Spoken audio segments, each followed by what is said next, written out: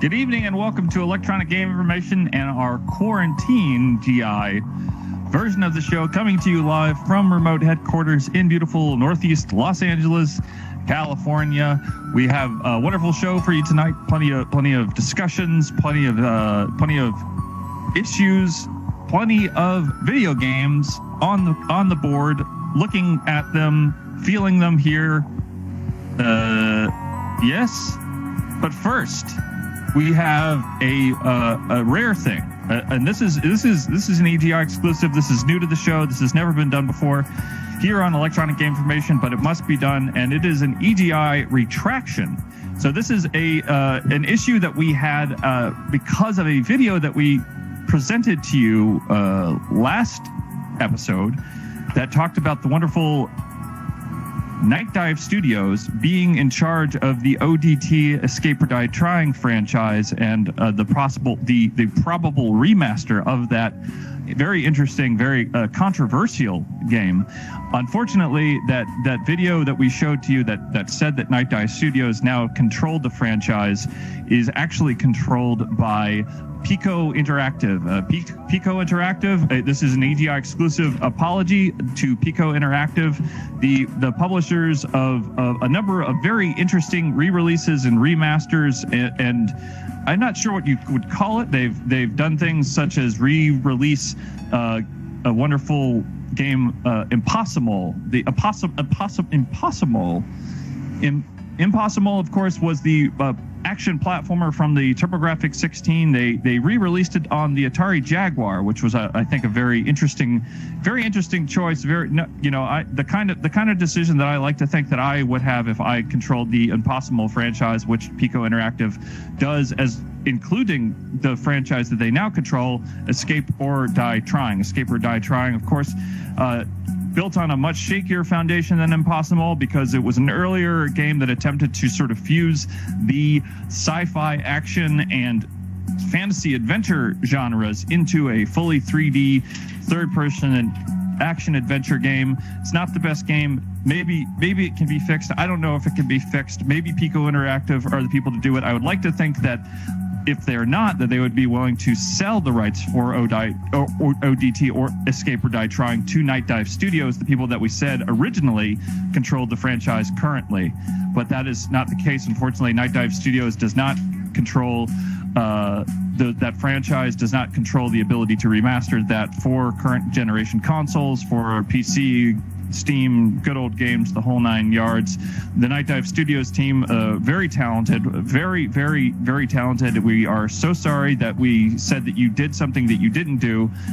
And to Pico Interactive, we are sorry that we said that you didn't do something that you did do. And by that thing, I mean purchase ODT, Escape or Die Trying.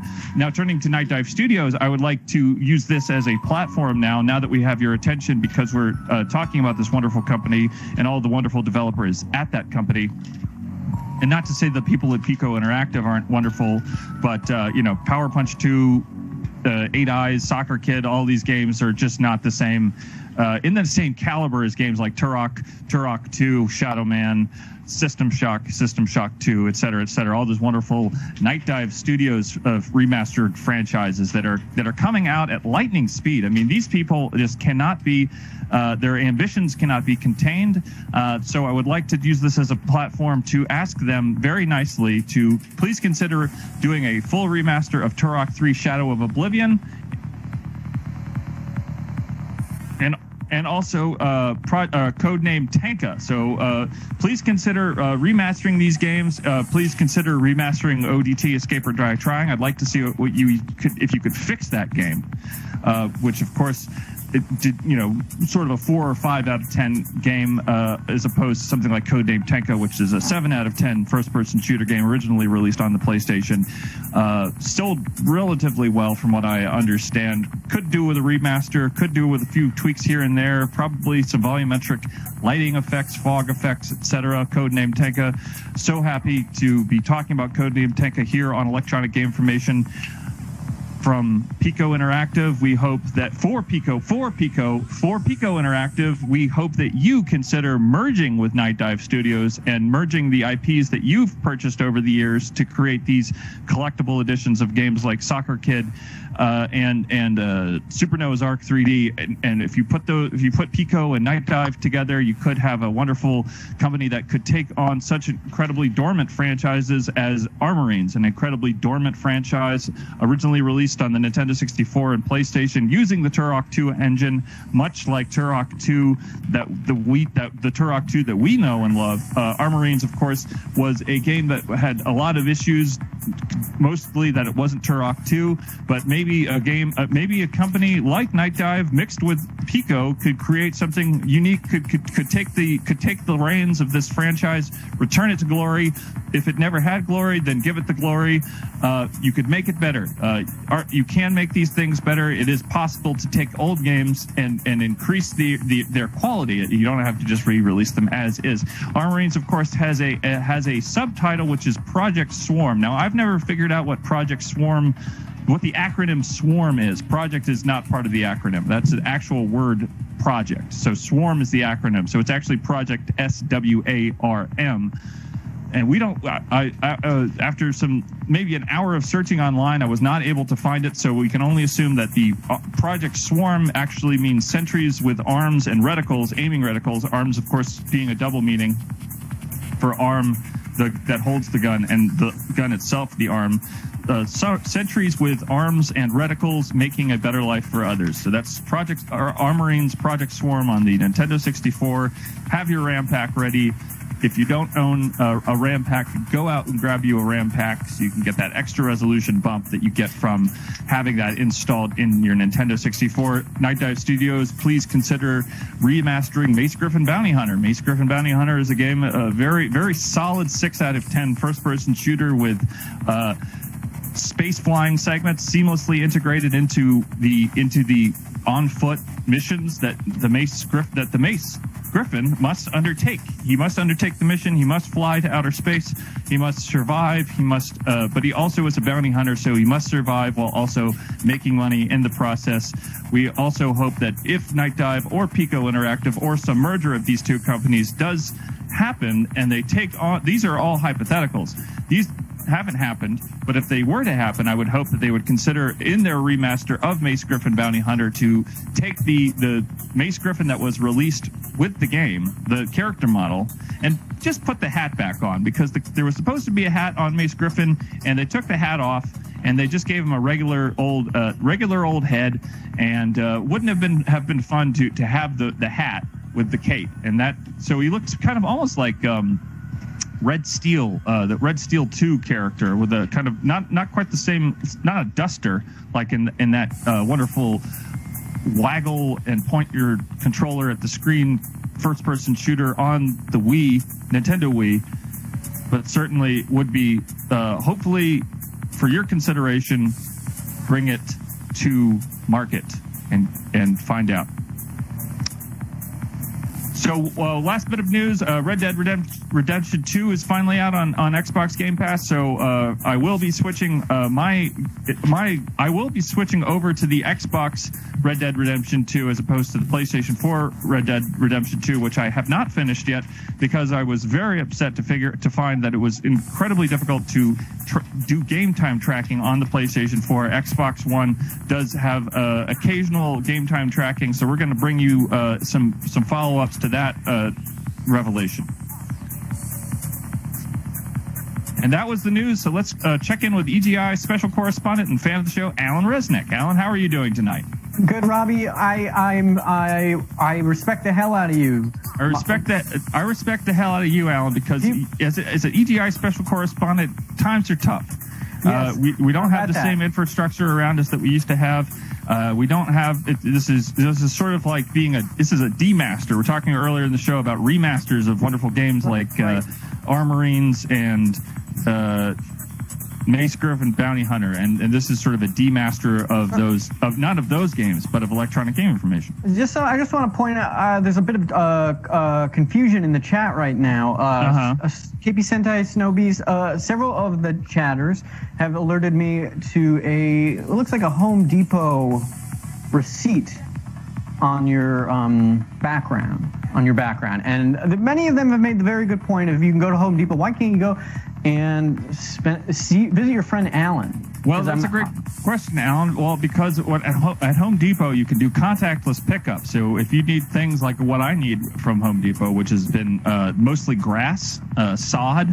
So we've been planting sod in the yard, and so I needed that. And contactless pickup means that the wonderful people down at the Home Depot in Cypress Park, Montecito Heights Home Depot can bring the sod to the car without any human interaction. And it's all done online besides the sod in the car. Well, there's a lesson in that. And I think we can have a contactless hangout. You and me, I could come over, or you could come over here, and I've put myself together. I'm being very professional, and I'm going to be very safe when we hang out.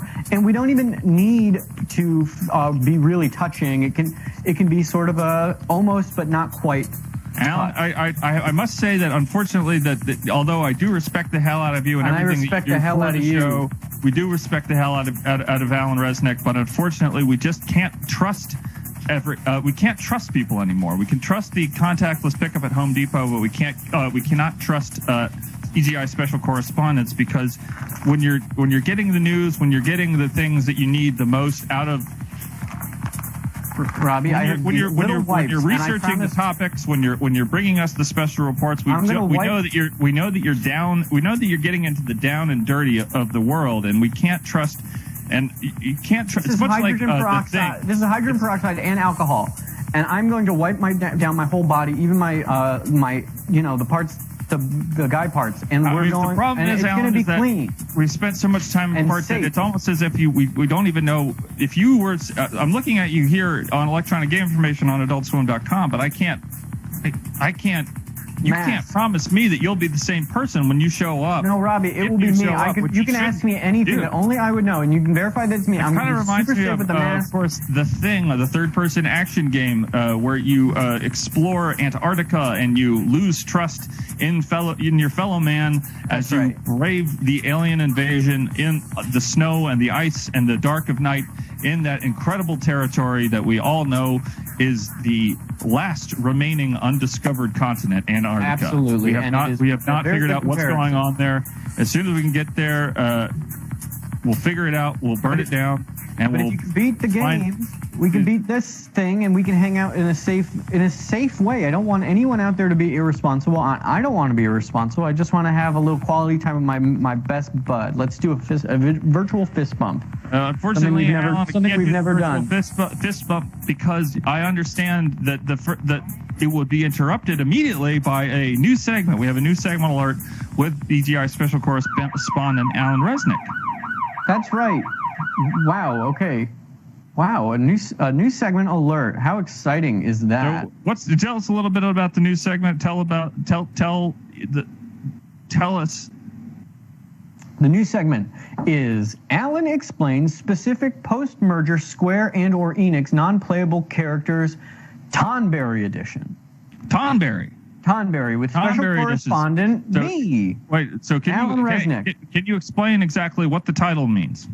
Yes, so the title means Alan explains specific post-merger Square and/or Enix non-playable character Tonberry edition. So I'm just going to be explaining this non-playable. What's the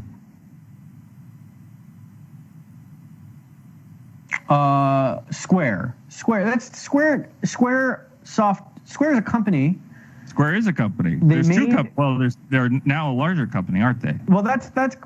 Yes, and yes. So part of my report is specifically about Mr. Tonberry. Okay. Before you get into Tonberry, I just want to point out that we are discussing these companies. One company that has merged, two companies that have merged, that's Square and Enix, and two companies that have not merged, being Night Dive and Pico.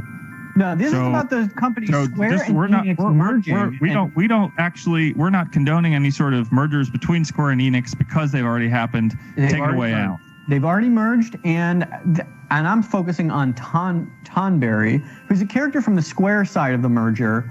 Mr. Tonberry, I presume. You heard right. I'm talking about the one and only Tonberry, an adorable but deadly reoccurring enemy from the Final Fantasy series. Tonberry is not just one character, but that's actually the name of a kind of creature called the Tonberries. Oh my God! Look, there's 6 of them. Is that 5 or 6? 1, 2, 3, 4, 5 Tonberries. Incredible! How did they get that many Tonberries onto one screen? You ask.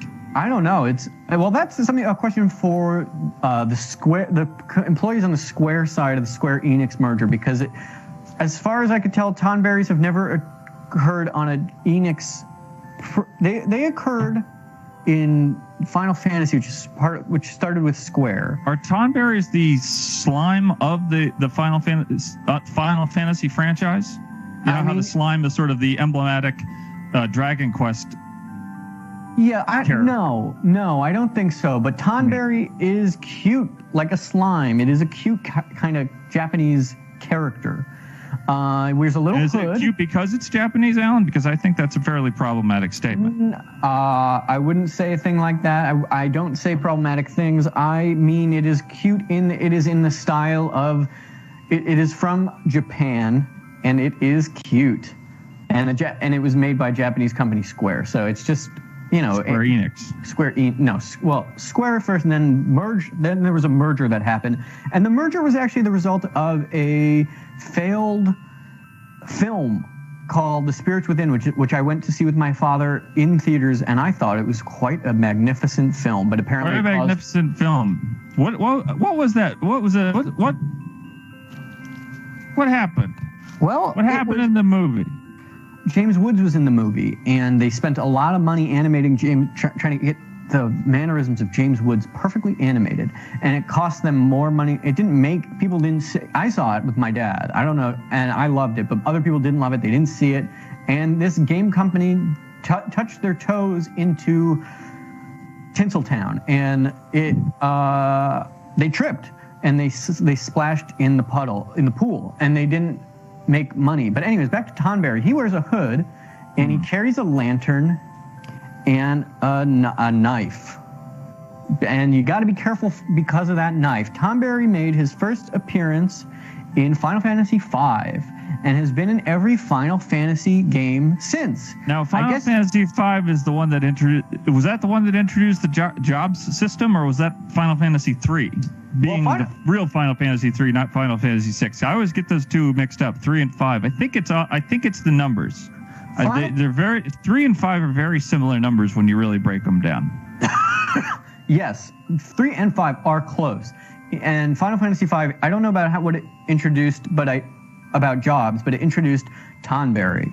And people went nuts for Tonberry, so Tonberry kept showing up. And I guess you could say there isn't much to talk. That's all you can say about Tonberry, and there's not much else to talk about Tonberry. Lunar Pangolin in the chat says... Back to you, Robby. Back to you, Alan. Lunar Pangolin says, I forgot James Woods was in that movie. Always too distracted by Steve Buscemi, Alec Baldwin, and Ving Rhames. I mean, what a blockbuster cast that was. And I think it might be worth getting that gang back together and see if they wanted to do a follow-up and maybe not even do it in 3D anymore, because real life has kind of caught up to graphics. And obviously we could just shoot in sort of a sound stage and have the gang hang out and get into trouble, go on lots of adventures, spend some time. That's the problem with the Final Fantasy Spirits Within, is because as I recall, it's, no time was spent, just the characters just hanging out, shooting the breeze, going through their inventories, and figuring out what they should sell, they should drop, or what they should upgrade, if they had any upgrades that they could put, like materia that they could put into their weapon. That would be great if they had materia. And I don't even know if there is a problem with that movie, but I think if they added the addition of maybe a Tonberry, that would have been a fun little thing. And maybe you could have voiced the Tonberry. I think that the voice of the Tonberry has to be deep. It has to be hard and long. It has to be just like a voice from out of the ether. You do the voice. The deepest. Robby, do the voice. I can't. all right. Well, let's see. What's the kind of thing a Tonberry would say? Tonberry comes across this just in. Tonberry comes across the adventurers from Final Fantasy: The Spirits Within. Ving Rhames, Alec Baldwin, Steve Buscemi, and James Woods. Take it away, Tonberry. Okay. Tonberry says, "What's up? Why are you in my woods? Did you just leave the bar to come into my woods to use the bathroom because the bathroom in the bar was full?" And now you can be all the other characters. And James Woods would have said, "Yes, I left. The bathroom was full, so that's why I left." All four of you. So both the men's room and the women's room were full, and if there was a unisex bathroom, you weren't gonna even. I guess you wouldn't even try. So you came out into my woods. We assume Tonberry lives in the woods, Tonberry. Don't we, Alan? We do assume that about Tonberry. Okay, so Tonberry's very upset that all of these adventurers are using the restroom in the woods. Maybe they're sort of getting they're making a big mess of all of his potted plants. Yes. Do you want me? So I want. Tonberry says you guys are making a big mess of my potted plants. So it's time for you guys to sober up, ship out. You are some sort of space marine fantasy force, much like the fantasy sci-fi space marine crossover characters in Escape or Die Trying, the wonderful remastered third-person action-adventure game from Pico Interactive. And now I'm going to do James Woods. I'm going to do a better job. Hey, I don't give one damn about whose woods I'm in. I piss where I want, man. So back off. Hey, man, look, I've dealt with a lot of things in my life. I'm a little guy. I've always been small. I've always had the lantern and the knife, and I've just patrolled my potted plants from the moment that I was a smaller Tonberry to the much more normally sized Tonberry that I am now. So I am not going to take any guff from you drunks, because when you come into the woods, you have to respect the fact that these woods could have been around for hundreds of millions of years. And the fact that you are just coming out here doing whatever you want just instills in me the fact that you people, you adventurers, don't really give a damn about the environment, that you don't care about my life, that you're very self-centered is the issue here. So I would like for you guys to head on out. And then James Woods, and then Steve Buscemi says, "I guess there's a spirit within Tonberry and everything, including Mother Earth." Yes, and it's also called mana. So back to you, Alan. What a wonderful report on Tonberry. Thank you. Let's take a quick break, and then we will be right back with more of our living coverage. It's EGI's exclusive living coverage of Kingdoms of Amalur Reckoning right here on Electronic Game Information. Don't miss a beat. We'll be right back.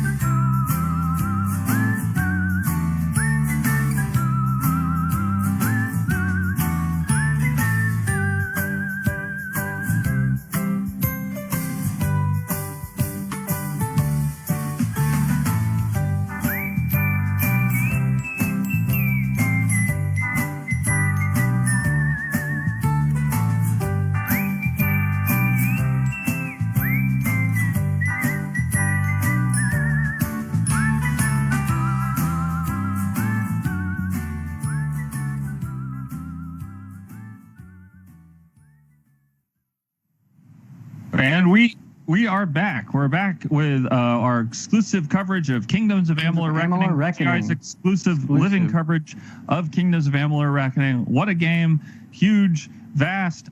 We cannot, unfortunately, be covering it anymore this evening because we have a brand new segment coming up. It's an official brand new ETI segment coming right now. So let's hear that new segment alert is coming through the pipeline as we speak.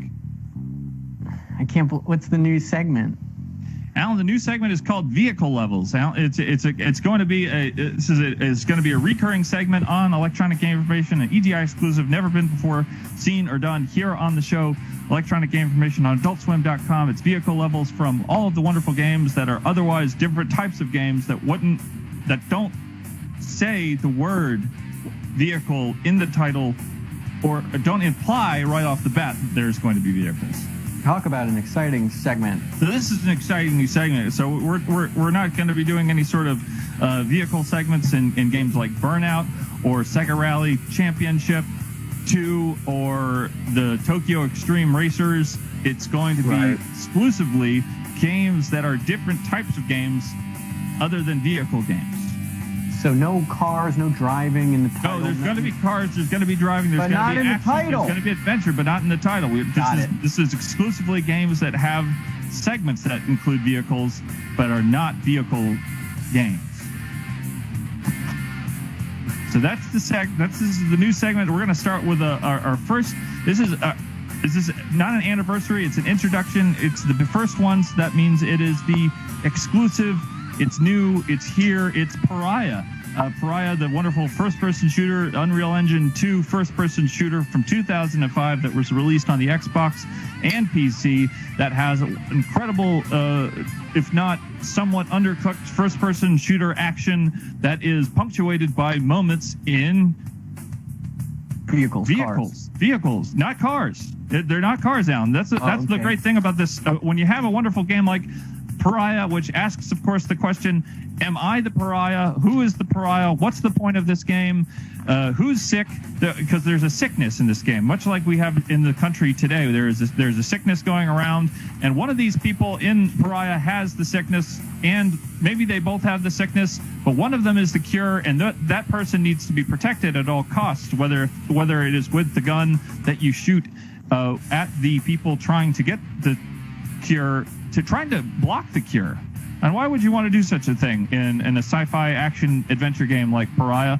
But maybe they had a vested interest in not finding a cure. Exactly, and that is financial benefit. The financial benefit. I mean, that's the problem with all of these space outfits. They're always mining. They're always mining planets, and they're always exploiting the environment, much like the characters in Final Fantasy, the Spirits Within, who just go into the forest and make a mess out of all of Tonberry's potted plants. The corporation in Pariah makes a mess out of the interstellar effort to combat this horrible plague, this horrible sickness, and so Jack Mason must go out of his way to save the cure, who is a human woman or a humanoid woman, or perhaps some sort of combination of human and machine and antibody, all in one body. What an interesting plot. What an interesting plot. And what an interesting selection of vehicles you have. So here's an example of the kind of vehicles that you can expect to pilot in Pariah on the Xbox PC. These wonderful, of course, Unreal Engine 2 graphics on full display. You can see all these incredible details, from the wheels to Jack Mason to these pipes on the back here that could be they can either be thrusters or they can be exhaust pipes. We don't have that answer here because we don't have any footage of this particular vehicle, but we do have footage of another vehicle from Pariah. So let's take a look at the other vehicle that you can expect to see in 2005's Pariah. Can't wait.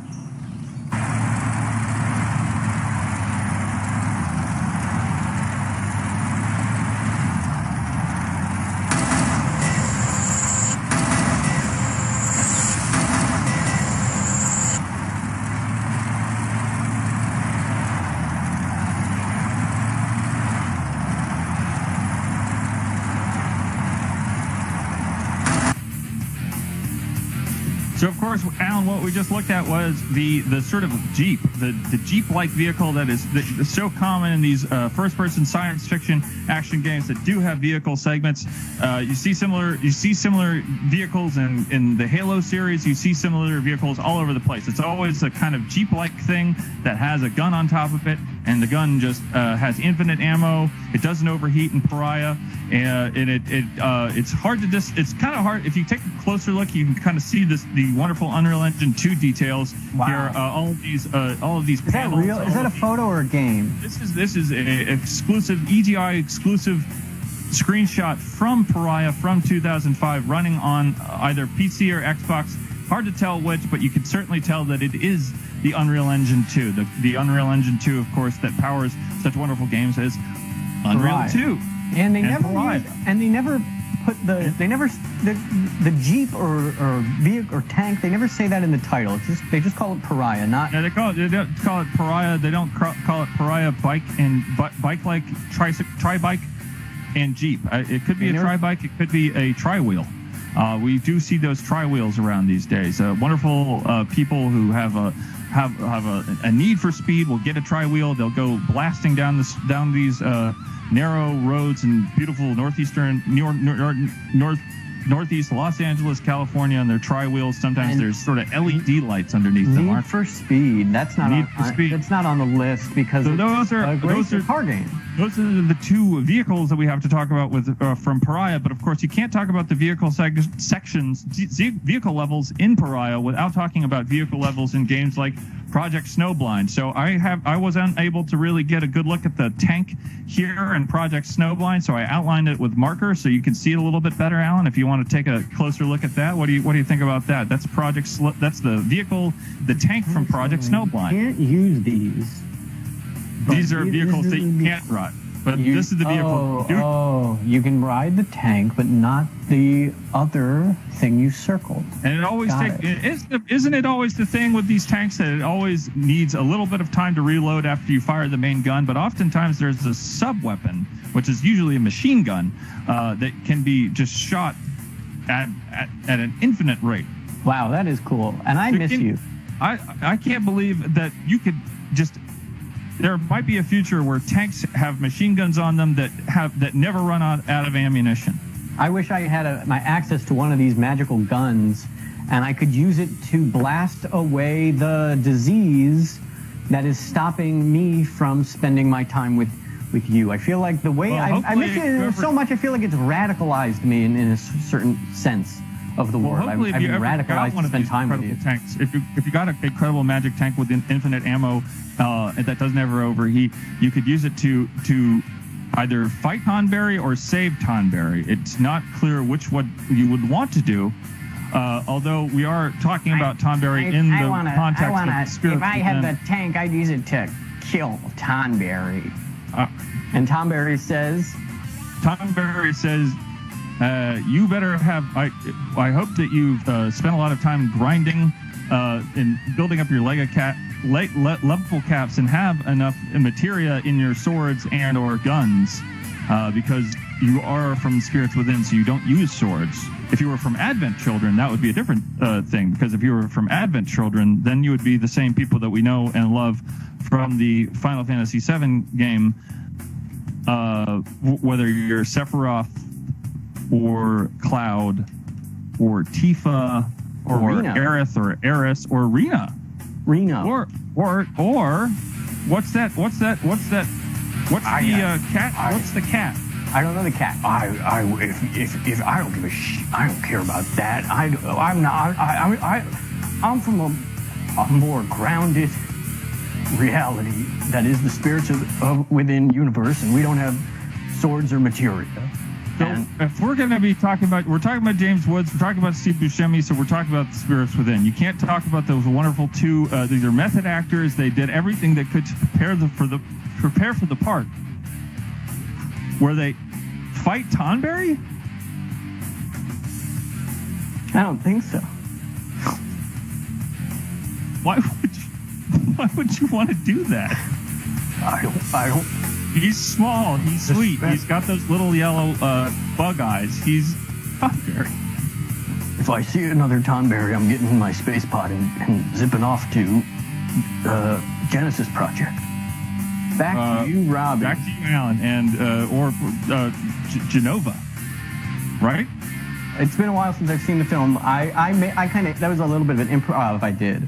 Where I said, well, I imagine that the James Wood character had some relationship to some sort of a Genesis project or something I didn't know about. So I just kind of made it up off the top of my head, and that was just a fun little improv. They don't want to be seen in Final Fantasy Spirits Within, isn't that correct? They don't want to be seen by the creatures that are hunting them. The spirits or the James Wood character or the Tonberry. Maybe the Tonberry doesn't want to be seen. That's why we don't ever get to lay eyes on a Tonberry in that film. You really did your research on Tonberry, Alan. I really respect that. Yes.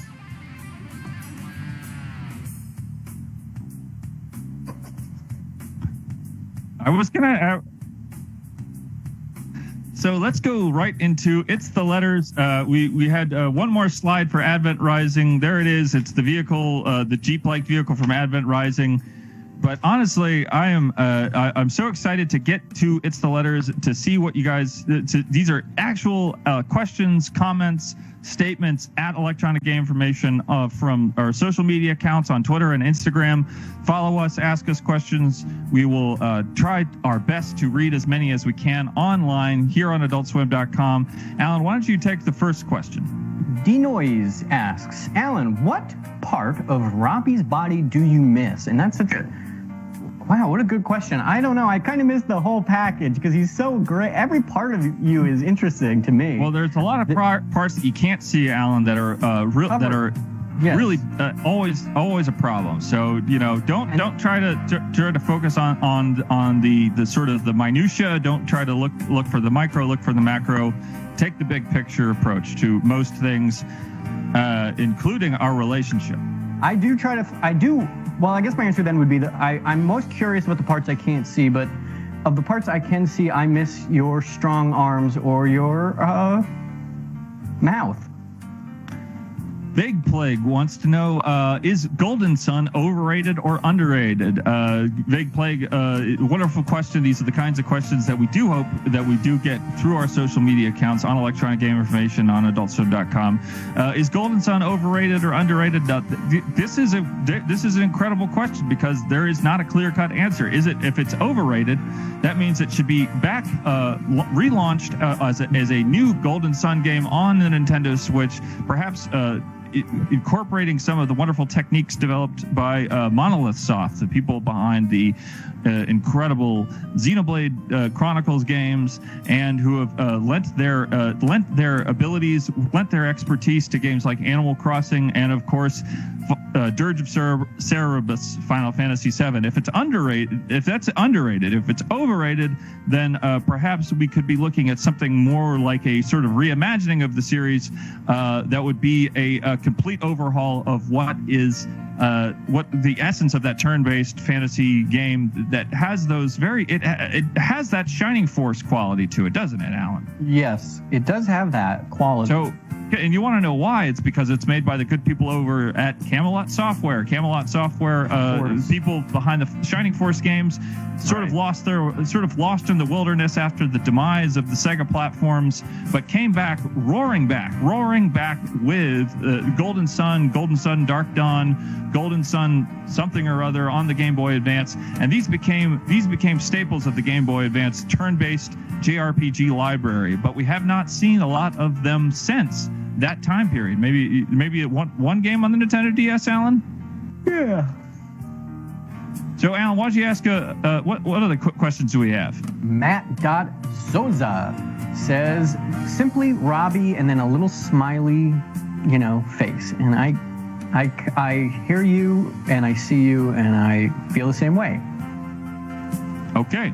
Well, that's a wonderful example of sometimes we get questions, sometimes we get statements. And what better statement than just Robby? Well, I think what better statement than Robby would be get in the vehicle. I'm in the vehicle. Come meet me. Take me away from this place. You're sick, and I'm the cure. I'm the cure to you, right? Is that what you said? I'm going to help that. I'm going to help. All right. So Fake Zen. This is a question from Fake Zen. Fake Zen. He's fixing Fake Zen for video games. Fake Zen asks for video games. Is that Zen from Half-Life? I don't know. Fake Zen asks, for video games, how does it all end? Do we become video games, or do video games become us? And the answer is, of course, we become the video games. So thank you for your question, Fake Zen. Joe Botnick asks, hi, Robby and Alan. Why doesn't Robby get a VR headset and hang out with Alan in virtual reality? I've wondered, I've spent many sleepless nights wondering that. Why doesn't Robby get a VR headset and hang out with Alan in VR? I think that could solve some of our issues that we've been having as friends. Because I have quite an affection for VR. It's kind of better. It's here's hell. Mm-hmm. This is hell right here, where my all the way down there. This is reality, and this is virtual reality. Well, where's heaven? Heaven is between virtual reality and reality. Heaven, virtual reality. So the idea of hell is at the very bottom. Everyone knows that. Hell, reality. Heaven, virtual VR. And if I could spend even a brief moment with Robby in VR, I can't tell you what a rush that would be for me. And I think I like to think of all the things we would do there. Well, if I had a VR headset, you know what I'd love to do, Alan, is I would love to take a look inside of a game character like Tonberry and figure out why the hell are the Tonberries so damn tough. What's in there? Yeah. If it's just guts, I don't see what the big deal is. But it must be something else. It would be very, very interesting to imagine spending any time with a Tonberry in VR. It would also be quite terrifying. If you and I were hanging out in VR and we were holding hands and maybe I could be small and you could hold me in your arms, and then we were having a great time, and then all of a sudden, out of nowhere, a Tonberry shows up. So wait, the picture is that we're hanging out, holding hands. The Tonberry shows up. Are we in the woods? The thing about virtual reality that is so incredible is you could be anywhere, even places that don't really exist. So yes, we could be in the woods, and then the Tonberry would show up. Well, I would hope that we wouldn't have made the same mistakes as Steve Buscemi, James Woods, Ving Rhames, and Alec Baldwin made in Final Fantasy: The Spirits Within. There's only one thing to do. Because then we would be on the wrong side of Tonberry, but we want to be on the right side of Tonberry. With virtual reality is we want to be inside Tonberry. Yes, and we don't want to be anywhere near this little guy when a Tonberry shows up. So I would recommend you and I either become Tonberries ourselves and join Tonberry, or try to escape. Maybe there's a flee button so we can avoid any sort of negative interaction with a Tonberry. We could also compliment the Tonberry on the lantern. Good work. Good work, Tonberry. Robby, this is a question for me. This is a question, Robby, what is your favorite thing about Alan? Well, I must say that my favorite thing about Alan changes from day to day, but the thing that I really, really love about Alan, especially tonight, this special, wonderful electronic game information, is his beautifully realized report on Tonberry. Thank you so much for the compliment, Robby. I can't tell you how good it feels to be complimented by you. It's like being splashed with bubbly water and you've been very thirsty. Mad Bad and Dadrad asks, what is the game with the best name? And I must say that the game with the best name is, of course, Project Snowblind, which I think is a game title that really tells you everything you need to know when purchasing the game, except for the fact that you will potentially be piloting a tank with infinite ammo, plowing it through your enemies. Doesn't tell you that in the title, but Project Snowblind is the game with the best name. And my pick would be Slambolt Scrapers. So let's take a quick break, and we will be right back with the list.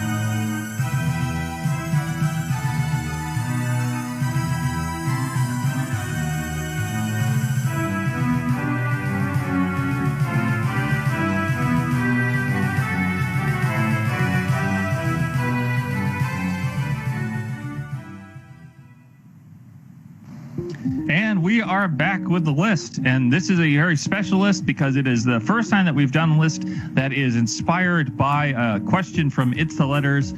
This is inspired by Vague Plague's question about the Golden Sun games. And so we are going to be doing a list of all of the 6 or 7 out of 10 games from the makers of Golden Sun, Camelot Software.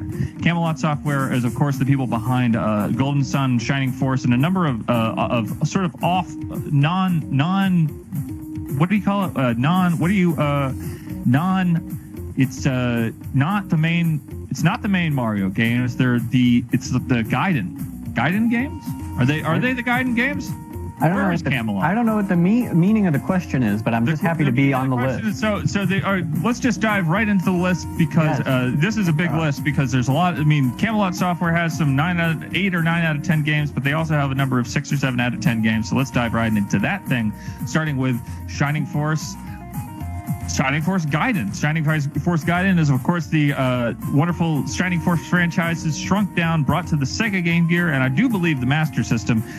This was not necessarily the best Shining Force game in the bunch, but it definitely is a solid attempt at bringing the play mechanics that Camelot Software created for the Shining Force games into into the handheld world, which is Game Gear, which is the Sega Game Gear, which is obviously it runs the Mega Drive, not the Mega Drive, the Master System. It's like a Master System, but in your hand, it's the Sega Game Gear. It's Shining Force Gaiden, and of course, Shining Force, the Sword of Haya.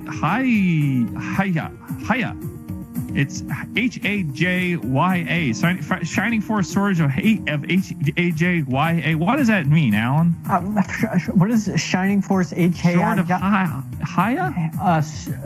Shining Force, the Sword of. It's probably a location, Hajya. It's probably a Haya, but it sounds almost like it sounds like a number of locations in if you think about the Old Testament, the Talmud, if you think about all of these incredible stories that we've understood to be the foundations of the Abrahamic religions. Right. Haya sounds like it could be somewhere in the mix there. So this could be Shining Force's attempt at sort of bringing in some actual the good old fashioned Abrahamic mythology into the world of Shining Force on the Sega Game Gear. Alan, did you own a Game Gear, Alan?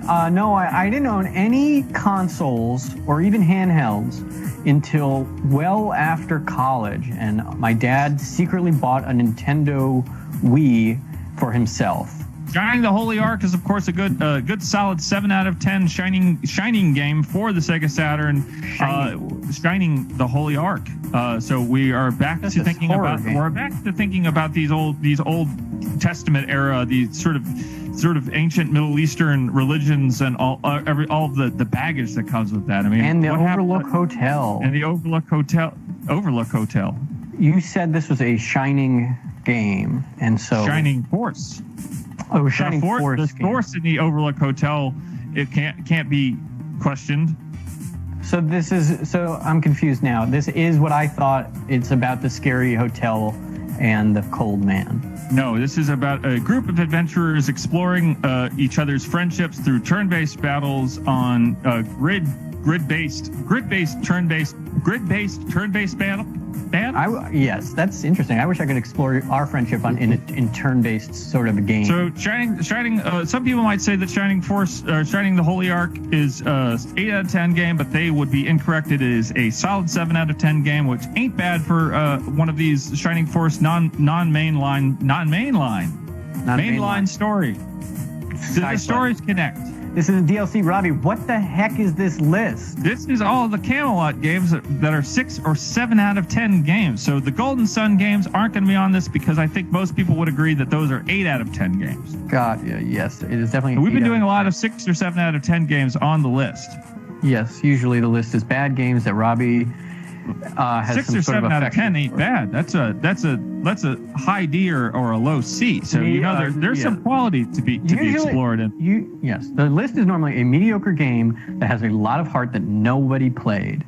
So Camelot Games also responsible for Mario Golf on the Nintendo Yeah, so Mario Golf, Mario Tennis, Nintendo Mario Mario Golf Toadstool Tour. These are Nintendo games, Robbie. They're not on the list. They are on the list. These are Camelot software developed games, Nintendo does all the fucking Nintendo the hell out games. of me because these games are so fun and they're so addictive, but sometimes they lack the depth. So the question I think is still open as to whether or not they're on the list.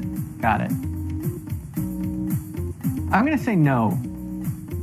Let's put a pike in that and bring it back to of course Shining Force, Shining Wisdom, Shining Force and Shining Wisdom, which of course is a barely makes it I think into the 6 out of 10 category on the Sega Saturn. It's an action RPG for the Sega Saturn that takes the Shining franchise. I love The Shining. All work and no play makes Alan want to hang out with Robbie. Shining.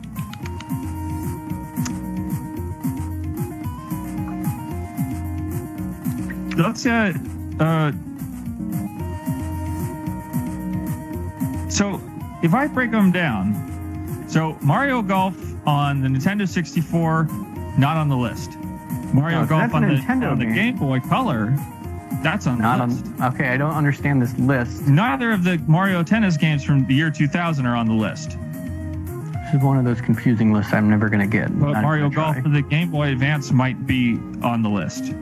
I just love watching you do the list. Mario Golf Toadstool Tour. It's on the list. Cool. Mario Tennis Power Tour. It's not on the list. Not on the list. Got it. There's a rhythm. So I think that clears up which of those non-mainline Mario games are on the list or not. Mainline Mario games. Mainline. That's the non-main line. So I guess I'm trying to just figure this out. What I've learned is Nintendo makes mainline Mario games and then they outsource little sports games to Camelot software because they know sports. Right. Mario. And Camelot is still around. Alan? What about when Mario goes to the Olympics with Sonic? Did you mention this? These are not Camelot games. I don't understand them. So Camelot is as much of a place as it is a state of mind. Yes. It's as much of a reflection of who we are as it is of who we want to be. Much like the Olympics. And they are canceled. So just like E3. Unfortunately, E3 is canceled. The Olympics are canceled. Comic-Con's canceled. Robbie, they should do the Olympics this year in the Mario games. They should have they should just do it that way and broadcast that on TV the way they normally do the regular Olympics. And I think that would be fun for people. I think you would get a kick out of that, wouldn't you? Well, I don't know about all of that, Alan, but I will say that the final game on tonight's list is this is going to cause some controversy. People are going to start kicking up dust and stomping their feet and clapping their hands in anger at Shining Force CD for the Sega CD. It is Shining Force. It is the classic Shining Force franchise in its formidable style. It's hard to break a Shining Force game, but you can make an underwhelming Shining Force game, and that's Shining Force CD on the Sega CD, and that was the list. What a way to end the list. So this is the part of the show where me and Alan talk about how we thought the show went. Alan, how did you think the show went? If I'm being honest, do you want me to be honest? I do want you to be honest because it's tough because you don't get a bird's eye view of these things. You want to make sure you are realistic with your expectations, and if there's been an issue that you bring it up at this time because this is the time to do that. If I'm being honest, the experience of being in the episode was difficult, mostly because the physical distance is I actually experience physical distance from you as physical pain and an irritation of the skin, and it hurts. So in that respect, I don't know how I feel about this episode, but from taking a step back, a bird's eye view of the episode. Yeah, you're taking a bird's eye view. Imagine that you're up there, if you're a flying Tonberry up there watching the show as it is executed. You're this incredible creature who is normally on the ground, but given life, a life that you've never thought was possible with the advent of wings. You're sort of the advent child in a way. You're the flying Tonberry.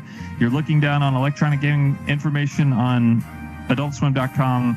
What do you see? If it were possible to be a flying Tonberry looking down the episode, I would probably have to rate it as probably the top tier, maybe the top episode of all time, just because it was so much fun. We did have an incredible episode, Alan. We did cover an incredible amount of ground. We talked about Tonberry. We talked about a Final Fantasy movie that came out when I was at a very sensitive time in my life, because I had just gotten my wisdom teeth pulled out. That'll make anyone raw. And all the vehicles we talked about. We talked about. I apologize to Pico Interactive, and I also asked Night Dive to buy Pico Interactive, and I think that was a big step for me, because I've never asked on electronic gaming information. I've never asked a company to buy another company, but I do think that it makes the most sense. Well, you're smart about this sort of stuff, and you have a mind for business. So if they're watching, do it. Take his advice, and because if he tells you to buy a stock, you buy it. Synergistic relationship between these two companies that needs to be exploited immediately, especially as we sort of take a look into the near future. We look down the pipe, we look down the forest path, and the Tonberry which is this recession is coming down the path, and it looks upset because we just messed up all of its potted plants. Yes. So that was electronic game information. Thank you for joining us. We will be back for our final week of Quarant-Egi next week. Please send us your letters. Please send us your electronic game information inspired arts. We'll have more wonderful discussions like the discussions you saw tonight. And we'll be so excited when you rejoin us again on Tuesday and Thursday of next week. Good night. Good night, Alan. Oh, good night, Robby. I love you.